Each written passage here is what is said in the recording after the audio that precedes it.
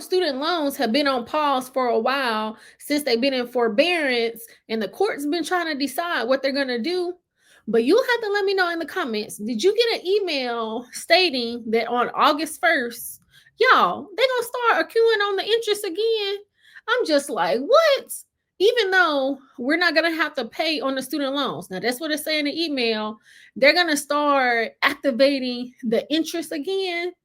I'm like, what in the world is going on here? That make it even more confusing. So let me know in the comments, did you get this email and what are you going to do?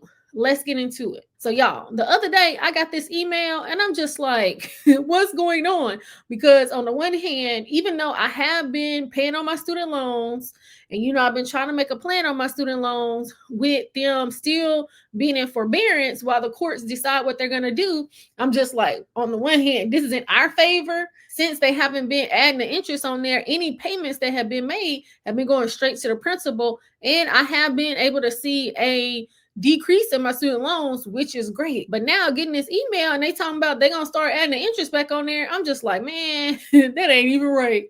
I'm just like, do they want people to make payments? Do they not want people to make payments?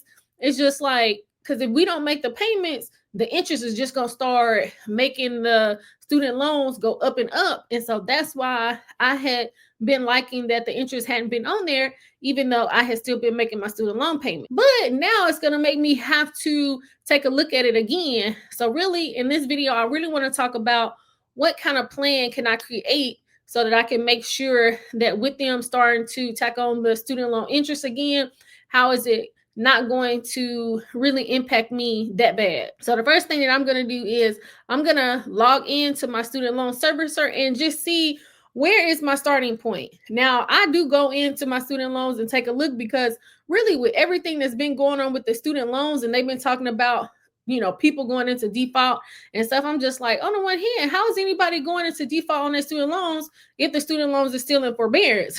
So every month I go in, and even though I'm still making my payments, I go in and check, and I'm just like, okay, my student loans are still good.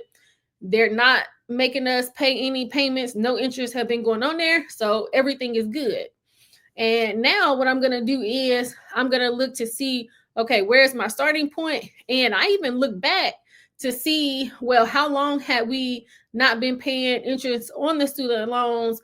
And I will say, because I want to say that, was it in 2023 or 2024 when the student loans had started before they had went into forbearance? I did see where some interest was getting tacked on there for a little bit, but it was only maybe for 6 months. So being able to get my starting point is going to be very important.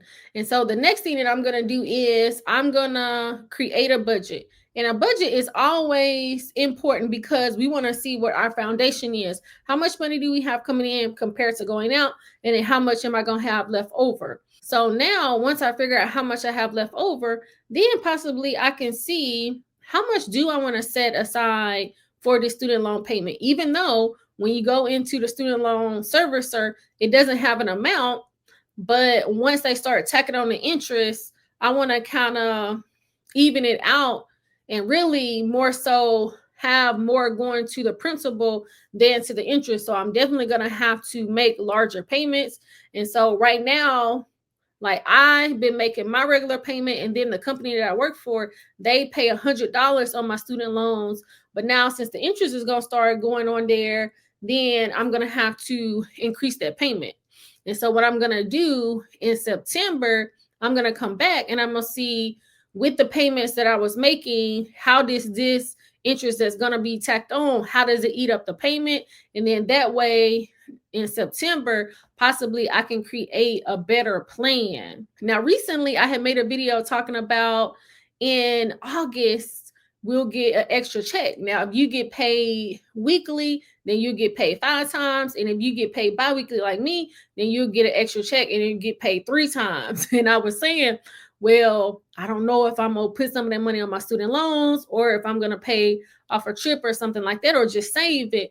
But now that I got this email and they're talking about the student loan interest, I don't know, I might see about paying a little bit extra on the student loans. But I think right now, the main thing is just to see where the starting point is and then see how much money I have coming in compared to going out and how much I have left over so that I can create a better plan.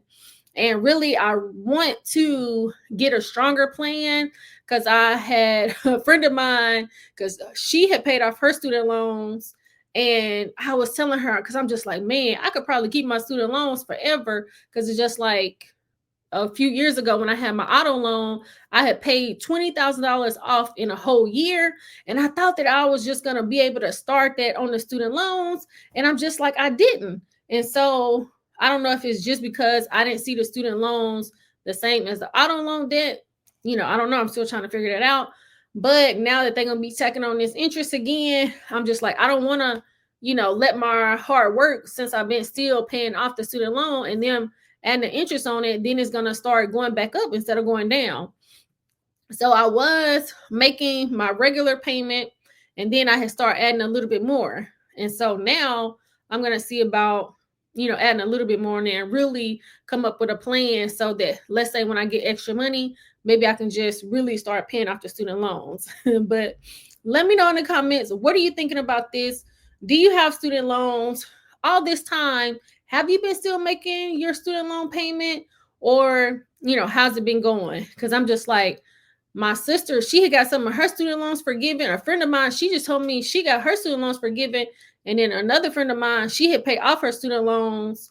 And some of you have told me in the comments that your student loans have been forgiven. I'm just like, man, I would love for my student loans to be forgiven, because besides my mortgage, that's all the debt that I have. So I just have my mortgage and my student loans, and I don't have any other debt. So I'm just like, if I was able to pay off my student loans, even though it really doesn't impact me too much, it would just be good to have that done, have the student loans paid off, and then just go from there. So that's kind of what I'm thinking. Let me know in the comments, what are you thinking about this? And I hope that you found this helpful. Please like, subscribe, share with a friend, and turn your notification bell on so you'll be notified when new content drops. I thank you so much for watching. Until next time.